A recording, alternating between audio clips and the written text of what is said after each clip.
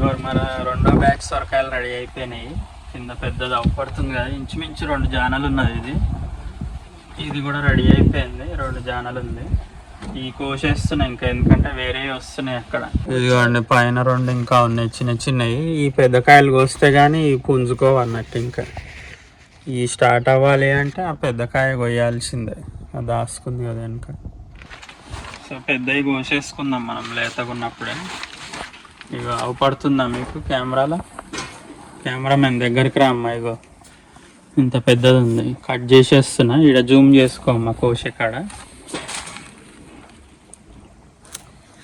కసక్ చూస్తారు కదా, మన సొరకాయ రెడీ అయిపోయింది. సెల్ఫీలు తీసుకుంటావా? ఇగో మన రెండోది కూడా కోసేసుకుందాము. ఇగో సంకలో ఒకటి పెట్టుకున్నా, ఈడొకటి కోసేస్తున్నా. అమ్మ జూమ్ చేసుకో అమ్మ కోసే కాడికి. Cameraman action. అంతే, వచ్చేసినాయి మన 2 సొరకాయలు.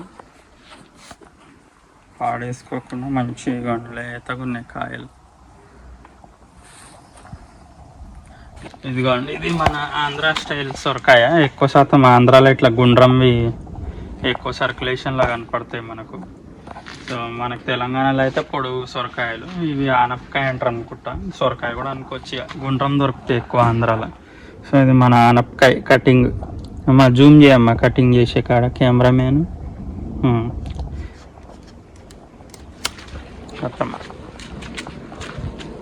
మన గుండ్రం సొరకాయ కూడా రెడీ అయిపోయింది.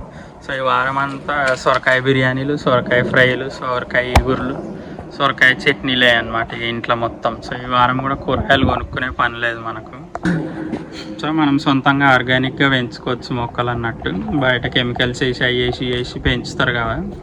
సో మన ఆనపకాయ ఆర్గానిక్ ఆనపకాయ ఇంట్లోనే పెంచుకుంటే మంచి టేస్ట్, హెల్త్కి హెల్త్, వితౌట్ ఎనీ కెమికల్స్, అంతా న్యాచురల్ ఫర్టిలైజర్సే.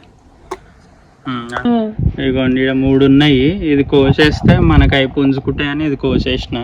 సో ఈ కార్నర్లో 3 ఉన్నాయి. బుడ్డదొకటి, ఇదొకటి రెడీగా ఉన్నాయి పుంజుకోనికి. సో బలం అంతా ఇదే తీసేసుకుంటుందని ఇది లేతగా ఉన్నప్పుడే కోసేసుకున్నాం, టేస్ట్ కూడా బాగుంటుంది అనేసి. అంతే. ఇదిగోండి ఇవాల్టి కలెక్షన్. 2 సొరకాయలు, ఇవి ఒక ఆనపకాయ రౌండ్ వర్షను, ఒక పేరు పండు. సో ఈ వారానికి ఇంకా కూరగాయలు కొనుక్కోక్కర్లే. ఆల్రెడీ గంప టమాటాలు ఉన్నాయి ఫ్రిడ్జ్లో, మీకు చూపెడతాను. ఇవన్నీ ఇంట్లో టమాటాలు ఇవన్నీ ఇంకా నడుస్తున్నాయి. మళ్ళీ సొరకాయలు 1, 2, 3, అలా పేరు పండు. సో ఇంకా అంతా ఇంట్లోనే. దాన్ని ఏమంటారు, సెల్ఫ్ సస్టైనింగ్ అంటారంట దీన్ని. సెల్ఫ్ సస్టైనింగ్ అన్నమాట. ఇంట్లో కూరగాయలు, పండ్లు ఇంకా బయటికి పోయి కొనుక్కోక్కర్లేదు.